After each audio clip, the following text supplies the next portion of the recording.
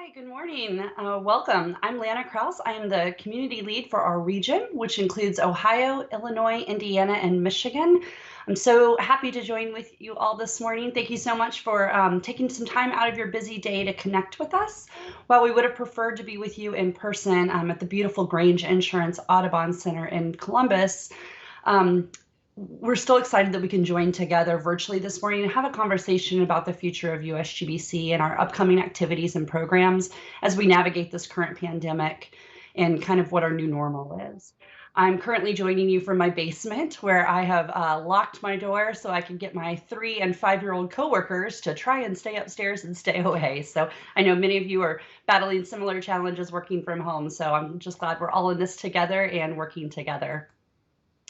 Ohio is represented by myself and then also my colleague, Mary Ellen ATN, and she is your local leader in Ohio. And together we're both here to support you with your sustainability efforts. So please, anytime, reach out to us if there's anything we can do to help support you or do for you to help your work and moving things forward. We'd like to take a moment just to thank our sponsor company, ARC, for helping to support all of our town hall events this whole week. USGBC is committed to a sustainable, prosperous future through LEAD and the leading program for green buildings and communities worldwide. Our second generation is all about 4 pillars: sustainability, health and wellness, resilience, and equity. When we think about USGBC and LEAD, we think about each of those topics and how they can be leveraged to raise the living standard for all. The Living Standard campaign is all about helping people and companies tell their sustainability stories.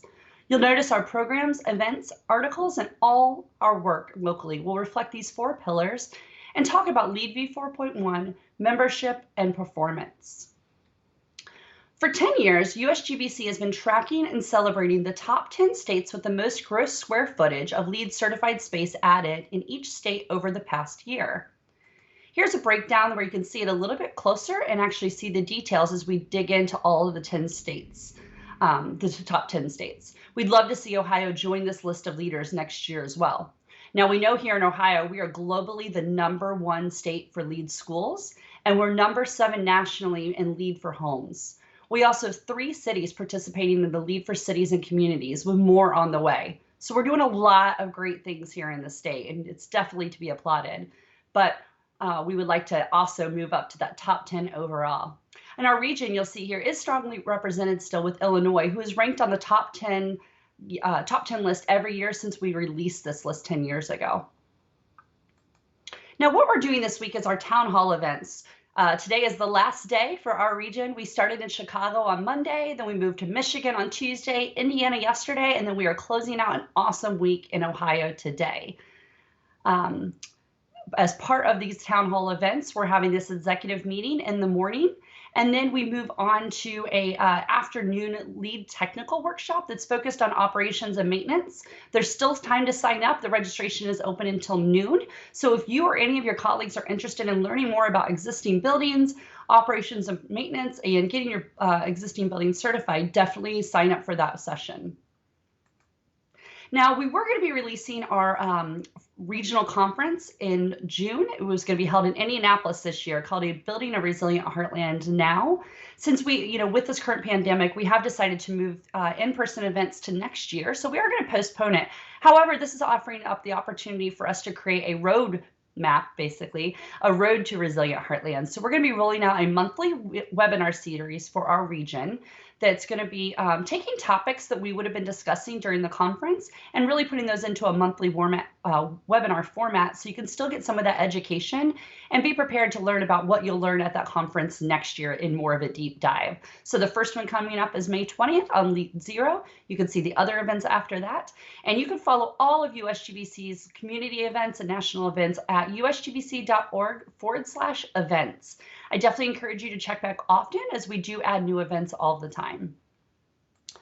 Now I'd like to focus just a little bit more here on Ohio. This here is a picture of our statewide leadership team. They are the group of volunteers here in Ohio that, along with other volunteers too, are more of our regional volunteers, they dedicate their time and energy to supporting sustainability in our state. They help provide education and engagement opportunities throughout our local communities. So we want to give them a big thank you.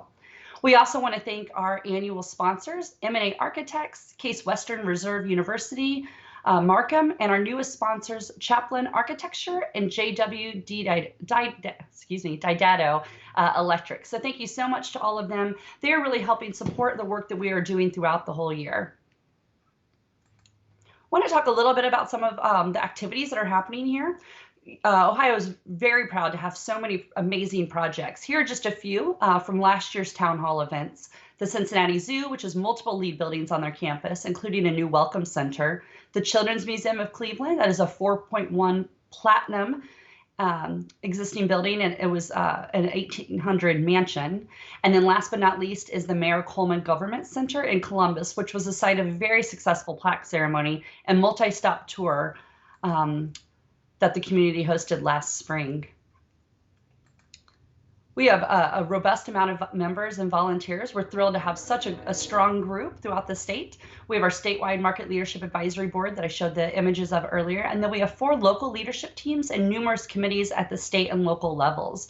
We'd love if you were interested in getting involved with us moving forward and volunteering in that way. Our staff also works with our committed volunteers to develop and implement a wide array of advocacy, education, and service events. In 2019, we attracted more than 3,000 attendees to those. In addition to our monthly regional webinars, Mary Ellen has been working collaboratively with the programming and education volunteers to create a wonderful Ohio-based webinar series for the community. So each month we'll have very specific events or webinars happening, so we would love for you to join those as well. You can view those at the events page on USGBC's website, or you can also go to our local website for the Ohio community. If you just Google usgbc.org chapters/USGBC-Ohio, or just Google Ohio community for USGBC. So what you can do now, you can get involved by joining as a member of our local community here in Ohio, or your organization could become a national member of USGBC.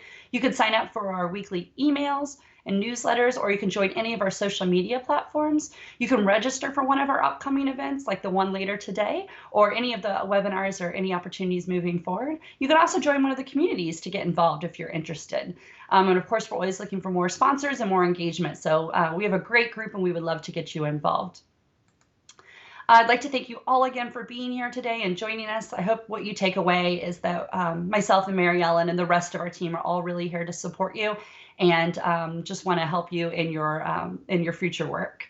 I'd like to take this moment to turn it over to Dave Whittick, who is the COO of ARC. Thanks, Dave, again for sponsoring us, and good morning. Thank you, Lana. Good morning to everybody. I appreciate the opportunity to speak with all of you today, and let me take this opportunity to thank you if you are one of the 74 projects that are represented in Ohio today. Nearly 6,000 occupants are covered by those projects, so thanks for being an early adopter. I'm going to share a little bit about what we're doing with ARC and how hopefully it applies to what you do on a day-to-day basis. ARC is a technology platform that's focused on the performance of your platform, which is, I'm sure all of you have, when you did a build out or you did a retrofit in your space, you had the best designer, you had the most efficient products, and you were really happy with your design. And then your builder, you brought in the best builder, and they built it exactly to spec, and your space was excellent, and you were excited to move in. But then you had your employees move in. So is the space still running as it was designed? Is it still showing you the efficiencies that you expected? Maybe there's new technologies out that could help you to improve your project. Well, ARC is now working with close to 9,500 projects in 90 countries around the world.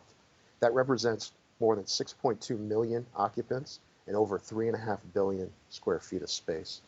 We're helping these projects to track, measure, benchmark, and report their data on energy, water, waste, transportation, and human experience, along with carbon emissions. By tracking and reacting to your project's performance in ARC, you're able to adjust your energy and water use, and that could save you money through reduced operating costs. Shown here is USGBC's annual energy consumption. We're now tracking this near real time with ARC, which allows our facilities team to react quickly to any changes in use patterns. You can see the bottom line is 2011. That's our baseline year with nearly 1 million kilowatt hours of use. The top line is 2019, and that's nearly 425,000 kilowatt hours. So we've seen a reduction of close to 600,000 kilowatt hours since that baseline year. And that represents $80,000 in real savings in costs. And that's an every year savings. That's not a one-time savings. So ARC is set up to meet you where you are. It's important for us to provide an entry point for every project to get started. And now we're happy to have a suite of offerings that will allow you to do that. We recently launched ARC for All, and what that means is every project everywhere can use ARC at no cost. All you have to do is enter your data, and we'll give you a performance score. It's that easy. So if you have LEED and non-LEED buildings in your platform, in your portfolio, you can bring them all into ARC and manage and compare in one place. Your data management and your reporting requirements become centralized and easier to track. We also recognize not everybody can get LEED certification right off the bat. Especially difficult is with existing buildings. We want to have a place for those buildings to get started on their sustainability journey and on their incremental path towards LEED. For that, we've created category level performance certificates. If you're interested in your energy rating, just enter that data into ARC and we'll give you an energy certificate and an energy performance score. You can complete each category, energy, water, waste, transportation, and human experience, one at a time. And when you complete all 5, you'll be ready for LEED certification. A great example of this is in Brazil, where more than 350 schools are using our performance certificates. They're on their way towards LEED Zero for energy, but they want to show where they are to their stakeholders currently in sustainability, and they're using our performance certificates to do that. Now, of course, if your ultimate goal is LEED, ARC can be used to achieve LEED certification and recertification with your performance data. To assist with better understanding ARC and the importance of performance measurement in general, we're creating several Performance Pro trainings. There'll be an introductory course and multiple in-depth classes with segment-specific training coming at a later date. All of these can be taken on demand and will earn you GBCI CE credits. We're also starting monthly user briefings in May to provide you with more support. Soon, we'll be launching a new product which includes a set of tools, features, and reports that will allow advanced users to gain even more insight into their projects. Some added abilities will be modeling changes to your score based on changes in performance, analysis at a portfolio level instead of just at a project level, and detailed reports which can be customized and exported for your use. We believe that performance is the future of green building, and we developed the ARC Performance Platform to help people design, build, and operate buildings and spaces to benefit both people and the environment. We'll be holding webinars on May 6th and May 7th, so please plan on joining us for one of those to learn more. But in the meantime, please get started with ARC today. I want to thank you for your time today, and I'd now like to introduce to you the President and CEO of USGBC and GBCI, Mahesh Ramanujam. Thank you, Dave. Thank you, Lana. Thank you, Mary Ellen. And, last year was exciting. I was able to be in the room with all of you. So thank you for joining us today virtually. And hopefully we'll all get back in the same room together very soon. And I hope that you and your families are all staying safe and healthy. At times like these, I'm tempted to say that how precious human life is and how fragile our world can be. But the truth is, we have never seen anything like what we are experiencing today. Our strength and humanity have been tested throughout history, but what is unfolding around us will undoubtedly reveal new vulnerabilities and challenge our adaptability in unthinkable ways. Here at USGBC, and for those of us in the green building community, we spend the better part of our days talking about the need for our society to be more resilient, healthy, and equitable. And now, in the midst of COVID-19, we have the opportunity to help each other by sharing our best practices and our resilient behaviors with communities all over the world.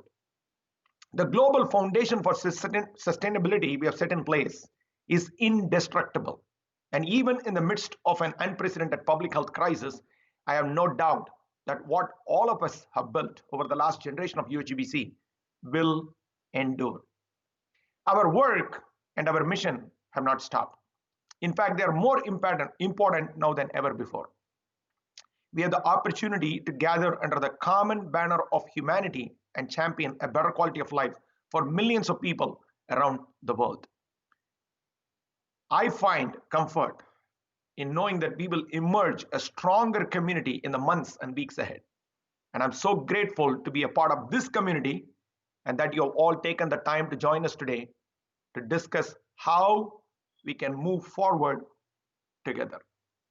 On behalf of everyone at USGBC, I would also like to take this time to thank our healthcare and medical workers, emergency responders, grocery store employees, and all other essential workers who are working day in and day out to protect their communities, and importantly, us.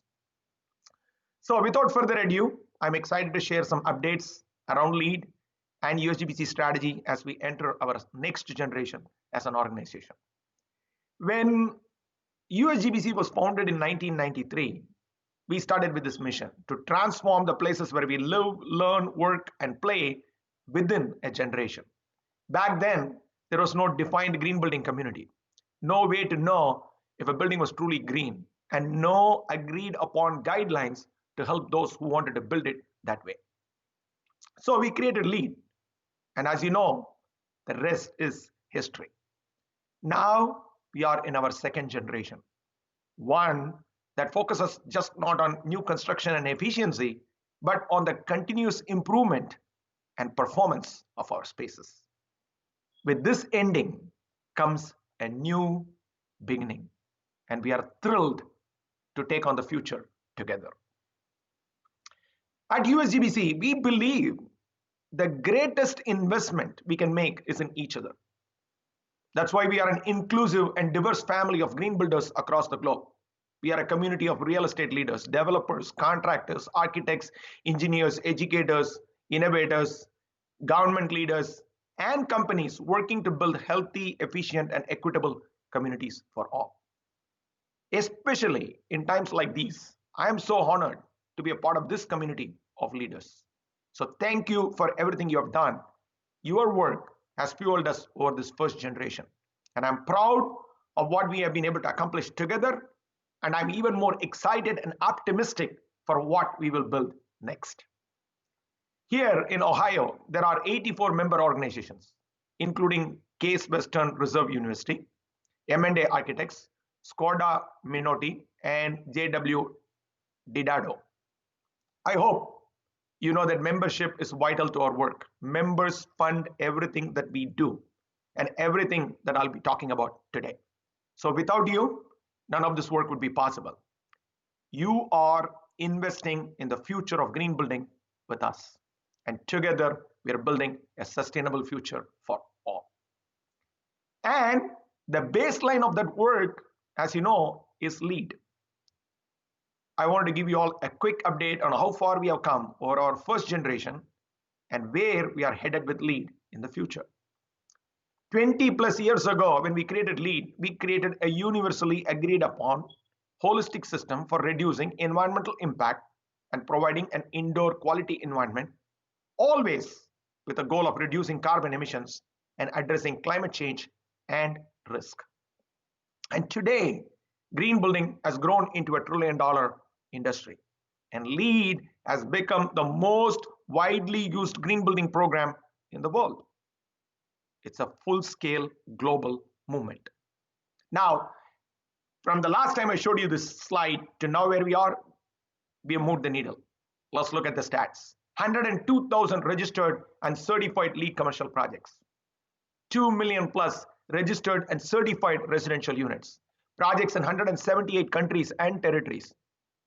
And this is the most important one. 205,000 LEED APs developing, contributing, and implementing the LEED rating system across the world. Think about those numbers. Each of you have contributed to that legacy. You have helped improve your community through each project, each building, each credential. And you have helped ensure that LEED is not just a de facto leadership standard, but also a living standard with one simple message: better buildings equal better lives. Because of the work you are doing, people know that if they are in a LEED certified building, they are using less energy, less water, avoiding waste, saving on maintenance costs, improving indoor air quality, offering comfort to their occupants, and creating less environmental burden on their community. And most importantly, they know they are in a building that enhances their health and wellness. But while most people are aware of the environmental and monetary benefits of green building, many still have not made the connection between these benefits and their own health and wellness. They don't understand that these buildings have a direct impact on their quality of life. Changing that perception is one of our main focuses in this new generation. After all, green building is all about people. And when we have better buildings, we live better lives. It's as simple as that. So here in Ohio, again, you are contributing towards the incredible numbers I just mentioned.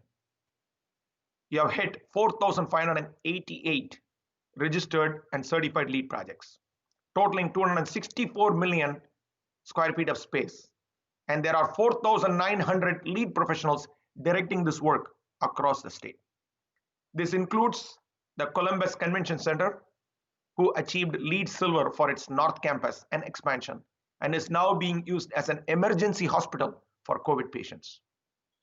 Thank you to the team at the Convention Center for their leadership and the work you're doing to protect the local community. If first generation of LEED was about connecting the dots between awareness and adoption, about educating people on the impact of this work, then the second generation must be about accelerating adoption, and doing so through new metrics, new credits, new incentives, new goals, and new ways of implementing LEED at a time when the world needs it the most. In our latest version of LEED, LEED version 4.1, we have not only raised our energy reference standard, but also added a carbon metric to the rating system for new and existing buildings. This way, we can directly measure the impact buildings are having on the climate, as dictated by efficiency, on-site generation and storage, and the grid which it is a part of. We have also made improvements to the renewable energy credit. So buildings are incentivized to invest in the kind of clean energy technology that lowers emissions even further. And in LEED version 4.1, we are asking project teams to understand the embodied carbon in their material selection. This way, they can use whole building life cycle assessments and tools like environmental product disclosures to weigh options for building design and material selection with lower carbon impact. The material credits in LEED version 4.1 has significantly simplified the effort that the project teams need to make to meet the requirements for material credits. That is clearly evident from the number of credit substitution we have seen. 7,100 credits have been substituted by 2,295 projects around the world. And all these projects are version 4 projects. So they are able to go to version 4.1, look at the rating system and said, okay, I can implement this credit. And we have allowed them to substitute that credit into V4 without actually changing other requirements of V4. And this also proves that more projects are now including sustainable and healthy materials to positively impact the health and wellness of their occupants. Again, we signaled that requirement to be aware of sustainable and healthy materials in 2012. And here we are in 2019, as we are accelerating LEED forward with V4 and V4.1, we are clearly moving the needle from awareness to adoption. And that's what I'm excited about. When we look at our data every day, when people implement these strategies day in and day out in their projects, we know that our strategy is working. Then let's go further. Additionally, the construction and demolition waste management credit rewards teams for reducing the amount of construction they're doing and the amount of demolition materials they're going through. According to the Ellen MacArthur Foundation, 10 to 15% of materials are wasted during the construction process. So this is a real opportunity to reduce embodied carbon by recycling and sorting these material streams. Adding carbon as a metric to everything we do sets the foundation upon which all new and existing buildings and eventually communities and cities can assess their current carbon footprint and begin mitigation. And projects in Ohio are already implementing LEED version 4.1. So I would like to take this moment to highlight some of the great work taking place across the state, like Tanger Outlet Malls in Columbus, which recently renovated and achieved LEED version 4.1 operations and maintenance gold certification in 2019. Or Cleveland Children's Museum, which I was very fortunate to visit last year when I was there, and I was able to give this plaque, which completed a full-scale renovation of an 1800s mansion into a children's museum and achieved LEED version 4.1 operation and maintenance platinum. And building that was built in 1800, being able to achieve LEED version 4.1 platinum is phenomenal leadership. So we want to applaud the teams who worked on the projects for their work, their leadership, and most importantly, their commitment to measuring, managing, and enhancing the performance of green buildings. So, as Dave mentioned earlier, we have fully integrated ARC into LEED version 4.1, making LEED the first green building performance standard in the world. Through this integration, we are helping project teams to ensure that design, construction, and operational strategies are driving the expected performance outcomes for the project. The next exciting thing that we are working is on recertification. We want all LEED projects to continue to demonstrate leadership long after they are constructed and occupied. Through our new recertification guidance that was announced just in 2018, any LEED project, old or new, can recertify using 12 months of performance data. Again, it's about data. Over 490 projects have already recertified using this new guidance. And we expect this number to grow rapidly in the future, even after this disaster that we are all experiencing. Because the project teams have clearly said, this is the pathway we want. And we are very excited by this. And this gives a lot of hope and promise for us to measure and manage. And I'm happy to talk about KEPE headquarters in Ohio, an engineering and commissioning firm who recertified to LEED version 4 platinum after initially achieving LEED version 3 or LEED 2009 operation and maintenance platinum in 2011. So this is not mandatory guidance. We are giving the project teams an opportunity to do both voluntary and mandatory. But what I am encouraged is these 490 projects have come for voluntary recertification. They have gotten on the scale, they measured themselves, and then they are now claiming the prize. I am excited by that vision. So taking that further, as we are stepping up the game here, if we are going to move the needle to tackle climate change, we only have one choice: to set our sights at zero. We have to zero things out. We believe net zero is a powerful target that will move the entire industry forward to a regenerative future. This is where our leaders are going. With 17 certifications already achieved, LEED projects are transitioning to net zero milestone, and yours can too. Yes, zero carbon emissions, but also net zero energy use, water use, and waste. You may be surprised to know that the first LEED zero energy project, net zero energy project, did not come from the US or Europe or Asia, but rather from Brazil. And the second project was not from a tier 1 city, but from Little Rock, Arkansas. The third LEED zero energy project is one of my favorites, the Discovery Center Elementary School in Arlington, Virginia. As you will see, $117,000 in annual savings to fund 2 teachers' salaries.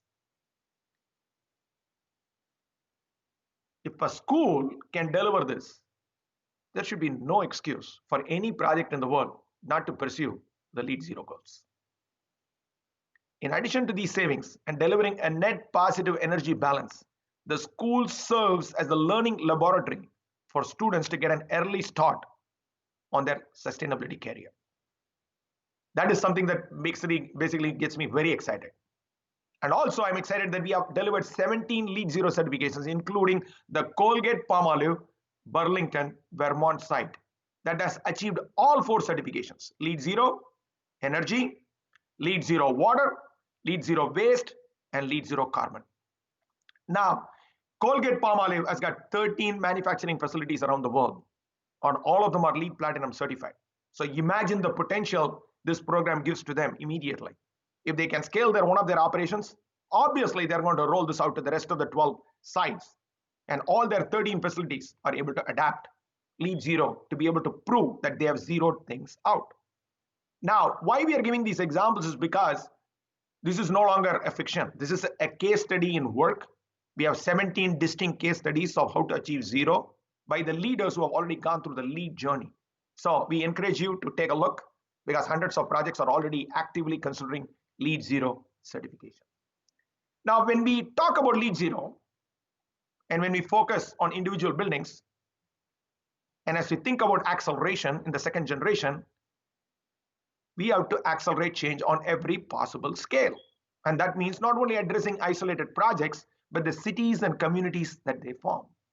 We need to see the forest through the trees. That's why we created LEED for cities and communities. It's change on a grander scale. These programs are helping cities develop responsible, sustainable, and specific plans for green energy, water, waste, transportation, and many other factors that contribute to the human experience. They encompass sustainability and much more: quality of life, health, prosperity, equity, education, resilience, infrastructure, and energy. They are designed to support continuous progress towards developing better communities and cities, because better communities equal better lives. So more than 100 cities and communities around the world, including Cincinnati, Cleveland, and Columbus, are registering and certifying with us. In total, these places cover more than 53 million people. So I want you to take a minute to share some key takeaways from this slide. Yes, the font size is small, but my first takeaway is that if your city is not on this list, please encourage it to take action. Even better, please sponsor that city to get certified. The second thing I want to leave you with is this: how LEED can be layered to support people, businesses, neighborhoods, and cities. If you take a look at that list, you will notice that Washington, D.C. is on the list, but so is the Golden Triangle Business Improvement District, a neighborhood within the city. At the bottom of the line is the last line in the slide, the first column and the last but first column. The first column shows you Washington, D.C., but the last but column shows the Golden Triangle Business Improvement District. Now, recently, the Golden Triangle achieved LEED Platinum certification and became the first LEED certified business improvement district in the world. Golden Triangle has made significant efforts to ensure a clean, safe, and vibrant neighborhood for more than 89,000 people.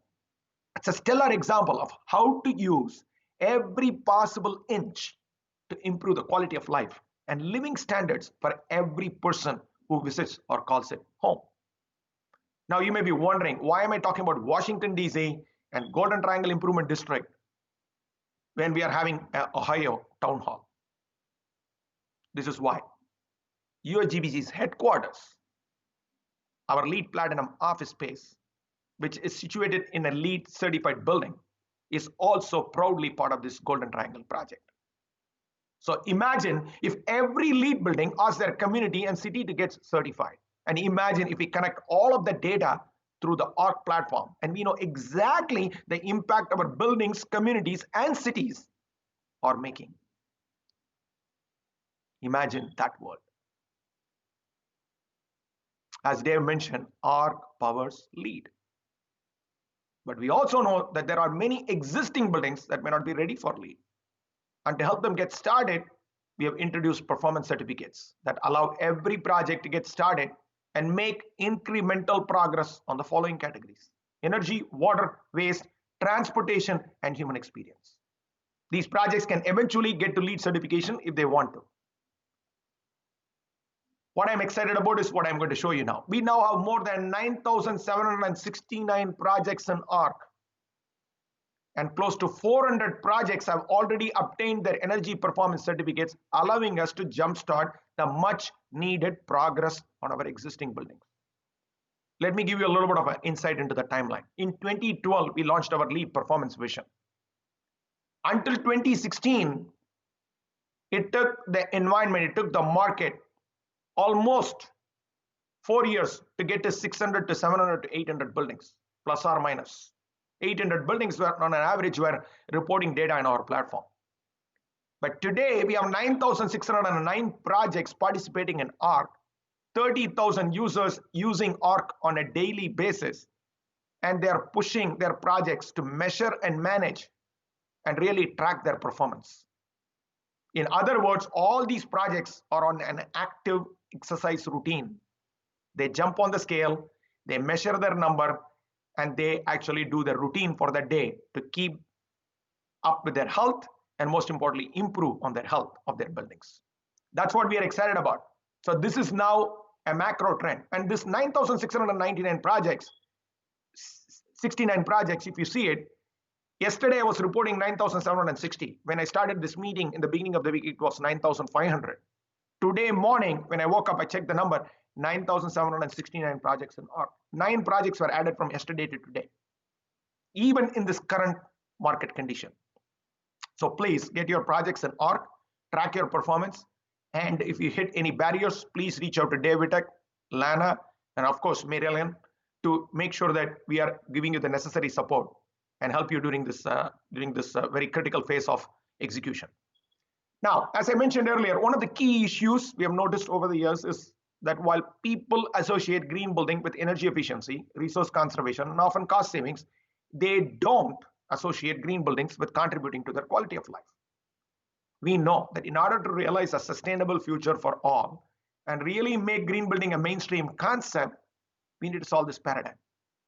This is why we launched the Living Standard campaign with the goal to expand the way we talk about sustainability by focusing on what matters most within our buildings, human beings, and to ensure that LEED remains not only the de facto leadership standard for green buildings, but also a living standard.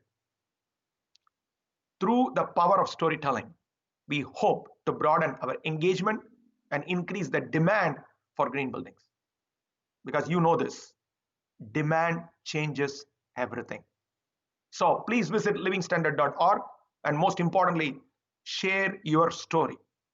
I truly believe your story will inspire someone else in the world to get involved and take action. We want them to take action. That's how we get to a sustainable future for all vision. So let's share your story, please.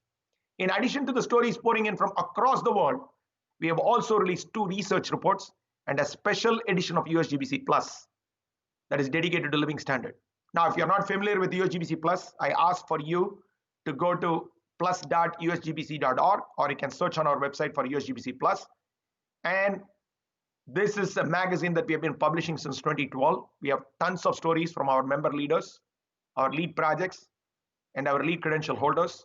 But this edition of USGBC Plus is dedicated to Living Standard, about really talking about how to tell the powerful story to help the market, help us to make the green building concept a mainstream concept. So I encourage you to review all of them, so it will provide you a different perspective on how to advance our collective mission.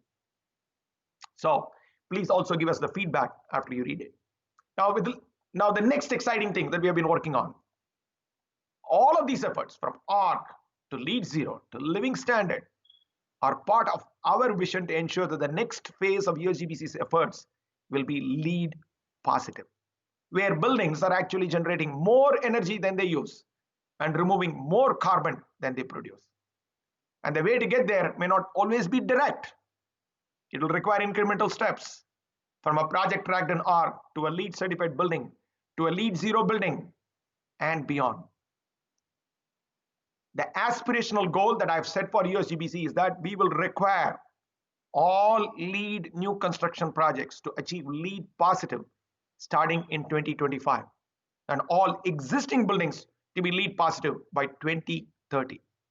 So in the next 30 years, we have set a very clear goalpost of actually transforming our new construction projects and transforming our existing building projects. And we are giving 5 years for the project teams to get ready for that kind of future, while we will continue to strengthen LEED version 4.1. In the years ahead, LEED buildings must not just do less harm than traditional construction. Instead, they should be carbon positive and truly regenerative. They should generate more energy than they consume, save more water than they use, remove more carbon than they produce, and have a positive impact on the physical, mental, and social health of its occupants. In short, LEED buildings need to give back to communities more than they take from them. This is our calling. We need to reimagine how to grow and scale our projects so that in meeting this new demand, we create better, more inclusive spaces. And that will be achieved by all of us together, because true leadership is not possible without partnership. So we have been looking at LEED through one lens for more than 25 years, sustainability. And that it is a worthy, incredibly important, and meaningful goal. But in the second generation, we need to accept that our work goes far beyond sustainability. This is why in our second generation, we are looking beyond buildings to the full spectrum of reasons of why we do this work. When we think about LEED, we think about sustainability, health and wellness, resilience, equity. We think about the living standard for all, no matter what their circumstances entail. And we are already making that happen in this second generation. Now I'll just do a quick intro to a completely different universe other than LEED that we have been working on.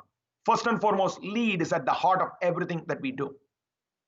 But we want you to always have an option to go further, get faster, dive deeper into the areas that you care about. Maybe it's sustainable landscape, maybe it's smart grids, maybe it is environmental social governance for investors, maybe it is about building a better business case for your energy retrofits, or maybe it is about really coming back and looking at a zero waste economy leading to a circularity principle that is a circular economy. So when you really look at all these options that are available to us, we want to help project teams to be able to have solutions and tools and platforms to be able to further their vision. We can take all the help we can to transform this world into be a better place. So with that quick introduction, I just want to let you know that all these systems have been already integrated into LEED for communities and cities that I talked about. So that's the good news. And then the other good news is we are happy to do a deep dive into each one of these systems at any point of time that you need it, or in some of our future virtual events that we will organize for the Ohio region, which Lana and Mary Ellen will take the lead. Now, let's not forget that none of this would have been possible without the education and our credentialed stakeholders. Credentials provide a means of becoming not just a participant in this field, but a leader. I know that many of you in the room today have at least one of these credentials after your title. And I thank you for helping uplift and guide others in the green space. You, the 205,000 LEED professionals in the world, are how we move LEED forward. You are our first line of defense in this mission, and you are how we create capacity for this market. So please continue to help us broaden this community, as that will help us accelerate the mission. We cannot underestimate the need for better education, and most importantly, the recognition of that education that is achieved through these credentials. So please help us. So today, I want to take a moment to recognize a few of our local leaders. Jim Ratliff is the current MBLAQ chair. I enjoyed traveling around with Jim during the last town hall. I should say roadshow at that time. We had so much fun, and we had a day full of exciting moments. So thank you, Jim, and thanks for joining us today, and congratulations on being the chair for this year. For those of you who are not familiar with MBLAQ, MBLAQ stands for Local Market Leadership Advisory Board. MBLAQ represents a diverse group of locally based leaders who advise on strategic and tactical activities implemented as part of USGBC's global work plan. They work collaboratively within a larger network of MBLAQs around the United States in order to develop and implement integrative, consistent, and effective local work plans in all strategic markets and contribute to the global success of the USGBC community. Jim is an architect at Champlin Architecture in Cincinnati, an expert in BIM technology. He brings this expertise to healthcare, higher education, and workplace projects, and is a strong advocate for sustainability and lead strategies. According to Jim, quote, "The evolution of green building design in Ohio is imperative to the health and well-being of our community. The thought process of incorporating sustainability into buildings leads to occupants changing their behavior to be better to the environment and themselves. Sharing this knowledge with others is the reason I pursue a leadership position with USGBC." I love that quote. Then there is Michael Burning, a lead fellow and former MBLAQ chair. The lead fellow is the most prestigious distinction awarded by GBCI and recognizes outstanding lead APs who have demonstrated exceptional impact with lead. Michael grew up an inner city kid and was captivated by science, which is heavily focused in the 1970s on solar energy. Michael eventually pursued a career in renewable energy and energy efficiency when he became an energy analyst at HEP Engineering back in 1979. Michael says, quote, "In my 40 plus years at HEP, where I started with working on energy efficiency projects, we embrace the broader message and intent of LEED. In doing so, we have helped clients increase their awareness of a need for healthy indoor environments and how pursuing sustainability enhances their resiliency." Another great quote. Michael has the honor of working with all sorts of forward-thinking clients to dramatically reduce their overall environmental impact and help them increase their awareness of and the need for healthy indoor environments and understand how sustainability enhances resiliency. And as a corollary outcome, Michael gets to ensure that the current and future inner city kids will also enjoy visits to pristine and awesome natural settings. So the third one special. I would also like to recognize Donald Hahn, a lead fellow and a member company representative. Don served on our board for a very long time, USGBC board. Don is at the US General Services Administration and has always been fascinated by the natural world. Don believes that for too long, our society has forgotten or ignored our connection with nature and the concept of systems thinking. We have talked about the need for change for well over 20 years, but Don believes that suddenly we have an opportunity to pause, step back, and evaluate the interrelationships that shapes us and the world around us as elements of a greater whole. How true it is today. USGBC provides a community that recognizes and values this need for change toward sustainability that encompasses health, well-being, resilience, and equity. Thank you, Don. Thank you for your service. Thank you for what you have done for USGBC, and most importantly, thank you for continuing to inspire us. And last but certainly not least, I would like to share one of my favorite stories. Last year, I had the honor of touring the Cincinnati Zoo. They have many LEED certified buildings to their credit, and it's also the world's greenest zoo. But what really impressed me was the story and leadership of Mark Fisher, the VP of Facilities and Sustainability. My conversation with Mark really inspired me. He shared some great stories about how the zoo is helping the Avondale neighborhood fight poverty and improve the living standard of its residents through energy efficiency and work development. And did you know that the zoo spends $0 on electricity? Thanks to their solar arrays. And Mark, of course. These stories represent the phenomenal leadership happening in Ohio. So I would like to thank each and every one of you for the role you're playing in leading the way. And I talked earlier about posting your stories in Living Standard. When I met Mark, when Mark got up on the stage and he introduced us at that time when he was hosting us in Cincinnati for our roadshow, and he started talking, I was mesmerized. I was excited. I was inspired. I am part of the community. If I can inspire by Mark, imagine what Mark can do to people who have no exposure to green building, what Don can help with, what Jim can help with, what Mark can help with. So please share your story so that we can reach beyond our community and broaden our scope of engagement. Remember, livingstandard.org, and it's easy to post your story. So as we begin to wrap up for today, I want to return back to the 4 pillars we discussed earlier: sustainability, health and wellness, resilience, and equity. In our second generation, these pillars will be the heart of all of our programs. And while in the midst of the COVID crisis, I want to leave you thinking about one pillar in particular: equity. The number of people who are unemployed is just only increasing. In the last 4 weeks, that's a disaster that has happened. In times like these, I am reminded that close to 50% of the world's population still lives below the poverty line. Those people live and survive on less than $1 a day. So it's no secret that the most vulnerable among us will be hit hardest during the extreme events. So we feel a sense of duty to ensure a sustainable, resilient, and equitable future for all of them. Now, in LEAD, we have few social equity credits, and it has been in works for a long time. But we are not satisfied, because you know why? The response to them has been frankly underwhelming. Again, this goes back to our point about going from awareness to adoption. How good is an idea? How smart you are if you are aware, but if you are not able to adopt it, that's what we are obsessed about. So when we look at those LEAD social equity working credits, that's great, but it has not gone further and stronger enough in terms of helping project teams to be able to implement them. So that's what we are maniacally focused on now, because this is also the time for us to recognize that equity looks very different in action to an individual, an organization, a building, or a community, or a business.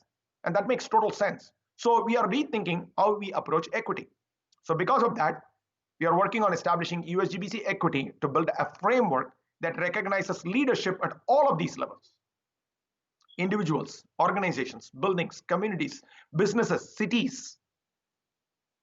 And we are going to build that framework by listening, learning, and most importantly, calibrating the best-in-class ideas that have been deployed in the marketplace. You know, when I met with Mark last year, he asked me a very simple question. Mahesh, we are making so many energy efficiency improvements around our Avondale community to help real people get some dollars in their pocket. And I think he quoted something like $60 a month or $60 every 2 months in their pockets, part of their electricity bill. That is real dollars for people that could actually go against their grocery bill or their health care, or probably even have a little bit fun that they don't get to do. They don't get to have much. And if you're living in such a poor community, Mark's point was, should LEAD not recognize those as offsets within the LEAD rating system?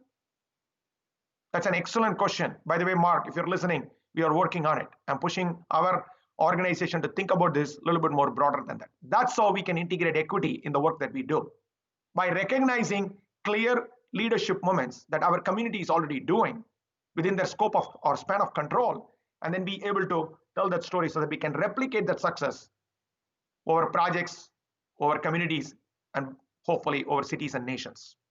So thank you for showing up today, as showing up matters, because you're not here just as your representative, or not for yourself, your family, your organization, but of the people who don't have a voice that your work still touches. As I always say, what gets measured gets done, what gets done gets improved, what gets improved gets replicated. Let's measure everything, let's improve everything, and let's start replicating as fast as we can, including this behavior of showing up. So through USGBC Equity, we hope to elevate the conversation around equity so we can build not only a sustainable world, but an equitable world. Thank you all very much.